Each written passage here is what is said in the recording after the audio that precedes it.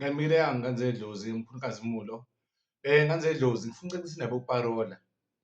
Ngifuna ngizwe kahle ngoba iy'nkinga ey'ningi zidalwa yinina. Zidalwa yinina ngokulandela ama-group. Uma uzoparola lapha, first of all, umndawo thwasela uyaparolwa ngesilwane esinenyawo ey'mbili okuyinkukhu. Number two, ngizweni kahle bantu maNkulunkulu, anizwe, awutshele ugobela ukuthi parola nini. Even noma kuthiwa wenze yonke i-process usitshoze nefanele uparole, get up, kanti unikwe uyena nesipho. Bazokutshela ngamaphupho, bazokutshela bathi hamba uparola, bazokutshela bathi uzoparola ngosuku oluthize, sometimes bakhiphela i-date. Niyahamba niyothwasa, wenza i-routine ugobela, athi asiparole, awukaphuphi nokuphupha lokho, awukaphuphi ngisho nekhwama zoba umkhulu, awukaphuphi nokuthi nekhona into efanele uyihlambulule sekhaya engahlangene namagobongo nentwaso. Yindaba masimemeza la online, bantu benkosi, angazi imuphi lo moya. Cha, kona shuthi ziyasebenza ngempela iy'gubhu, hhayi ziyasebenza ngoba angi-understand ukuthi yindaba nidonsekela la nizolimala khona kakhulu ningezwa. Ngikhuluma ngoba ngiyakhala. Kufanele nibe bangaki enimoshe 200,000. Nginey'ngane mina ngiyilaphile la, zivela ku-TikTok, ziyasebenza. Before zisebenze seziza kumina ngalesa sikhathi, mkhulu ugobela ngaparola, wangenza lokhu nalokhu. Uma ngingabheka konakele la, uma ngimthinta ngempande eziwu-2, kufike ikhehla lengane lithi lalele, tshela uNkazimulo ukuthi into yakhe isilungile, wozoparola, adumale mkhulu, ngoba ngase ngiparolile bangenzela yonke into. Yindaba athi mkhulu isilungile into yami ngizoparola futhi. Lelani la, moya emfuleni ugobela uyaparolisa umndawo, awuthwasisi, awuthwasi, uyaparola.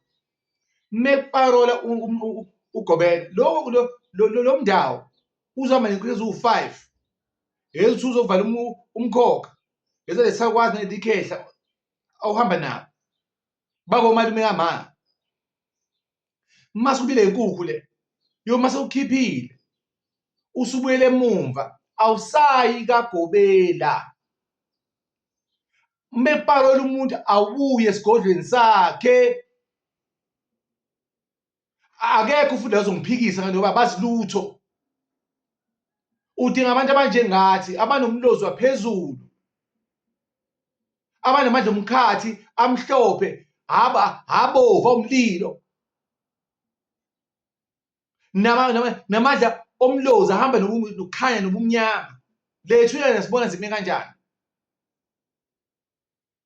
ukwazi lemfihlo. Lokhu lapho kwenzeka manje inyuva dam, niyayaphuzela nje, hhayi ngoba ngithetha. Ngibona iy'mpilo eniy'distroyayo futhi mina ngokwami Nkosi yami, ngabe ngiyamsaba mina umuntu oyisangoma manje, ngoba asifuni ukuthi sibuze umbuzo. Uma ubuza imibuzo kuthiwa hlawule esigodlweni. Buza umbuzo, uku-charge 100,000 nomuntu, wani? Imuphi umuthi 100,000? Uthi uyokhishwa omunye 100,000, wani? 50,000, wani? Imithi yo-20 rand, 30 rand. Yini ningezwa? Uma uhamba uyoparola, uzoparola ugobela, meparolile akudlala lapha, khona into efanele uyizwe. Uzoparola, mase parolile uye ekhaya straight. Ngobani? Ngithe iy'nkukhu ziwu-5, eziwu-2 zokuvala imikhokha, eyagogo nomkhulu le yokhipha ley'dalo lezi, ngoba akulona ithongo, isidalo esihamba namathongo. Mase kuba le nkukhu, mase uhamba usufika ekhaya, kukhona ukhamba la, kukhona ucansi la, kukhona izinto abadingayo la, usuyabika ukuthi siyangena abantu abadala manje. Uma ufaka umndawo, uqantshule ikhanda lele nkukhu, ujikijele nkukhu phakathi, ungena ngegazi because the spirit, igazi the spirit. Ngesathi ingena uyitshala laphaya, utshale lo moya ukuthi uwutshala la. Ngiyangizwa? Ngihlake ngibuyisela back eBhayibhelini ngathi uCain wabulala ibhuti wakhe u-Abel. Wathi uNkulunkulu Cain, igazi labhuti wakho u-Abel liyakhala phansi. Wathi igazi, wathi spirit siyakhala phansi. So ngoba ispirit masithina phansi emhlabathini siyatrepheka, siyastika lapho. Ngeke uqashwe le nkukhu uyijikijela phakathi ungena abantu abadala. Nezo ke ngwenza kwe ngene phakathi. Masugaqa ngamadolo oze ufike lapha. Funa lapho ngamadolo depend umuphi. Khona ugida umile, khona ugida ngamadolo, khona ungagidi nokugida straight. Njalo wami nje angibe ngayifuni indaba yokugida. Angiyifuni. Kwa ngiyamsiza umuntu onalogidayo. Khona umndawo nje ongafuni nje ukugida nokushaya igubhu nese uba ngongafuni nomsindo unless umsindo mawuba ngowena. Ngesikhathi uyiphonza le nkukhu ibhakuza lapha. Igazi liregister phansi lapha. Uhamba ngamadolo la ngenhlonipho kuleli kanti. Usufika kuleya ndumba le. Nakhona sekhona inkukhu yamakhehla. Angene iqala amakhehla. Ngeke nizakwazi ukungena amakhehla phakathi. Usuba nale nkukhu sekhona enziwayo lapha. Emsamo wakho esigodlweni sakho bonke lo moya nedela sakho singene phakathi. Ngoba ingilo sesekhaya ehamba nazo kuyidala. Moya kaGobela. First of yakudakela. Iyangidina lingixolele manje. Sofa yakudakela. Athi woza nenkukhu, woza nembuzi. Kangoba ngiyoporola nje. Lesidela sidinga inkukhu iyapi imbuzi? Imbuzi befa ihambe lapha entabeni ngale sikhathi nasemanzini ngisazothwasa.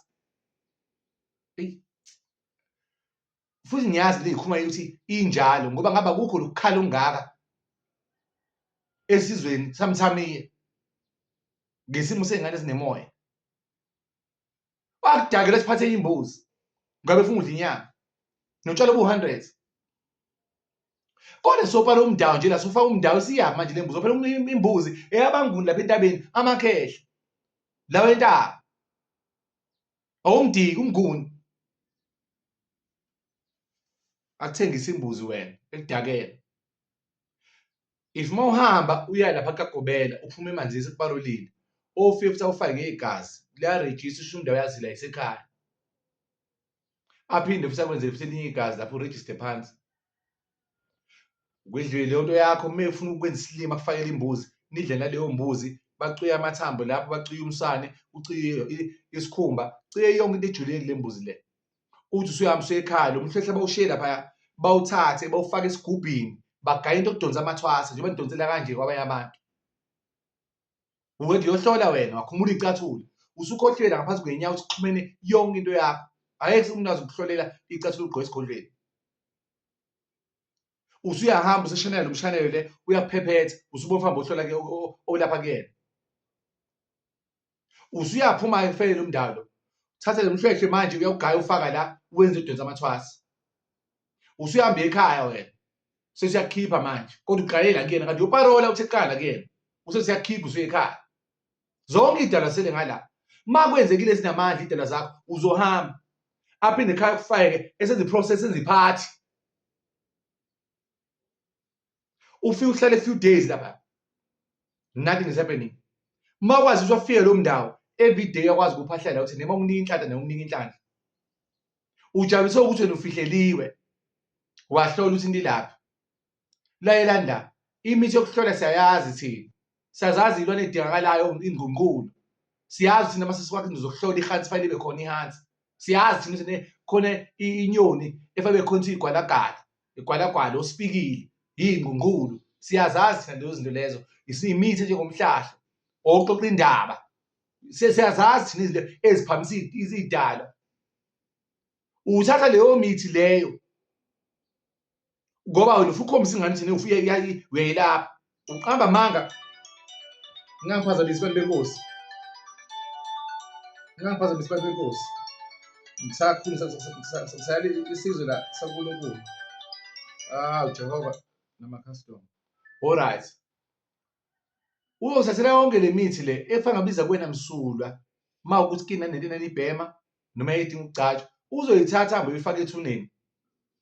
Elokuqala lesibili nenhlabathi zamathuna ayishisa abakugcabe.